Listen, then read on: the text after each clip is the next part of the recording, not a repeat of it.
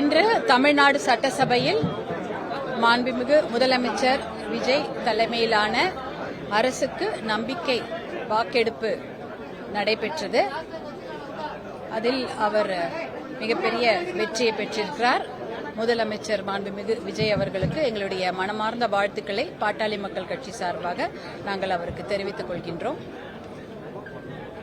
தூய்மையான நல்லாட்சியை வழங்க வேண்டும் என்ற எதிர்பார்ப்பு அனைவரிடம் இருக்கிறது.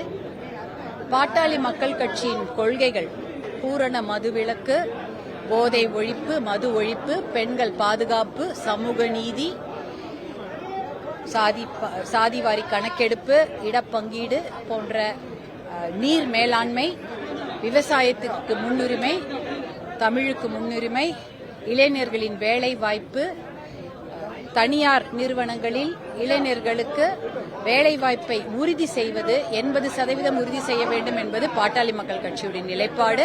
75% தமிழ் இளைஞர்களுக்கு வேலைவாய்ப்பை வழங்கி உறுதி செய்ய வேண்டும் என்பது ஆளுகின்ற தமிழக அரசின் நிலைப்பாடாக இருக்கிறது. இப்படி பல நிலைப்பாடுகள் பாட்டாளி மக்கள் கட்சி நிலைப்பாடுடன் ஆளுகின்ற தமிழக அரசின் நிலைப்பாடுகளும் பெருமளவு ஒத்து இருப்பதால் நாங்கள் இன்று நம்பிக்கை தீர்மானத்திற்கு நடுநிலைமையாக இருந்துவிட்டோம்.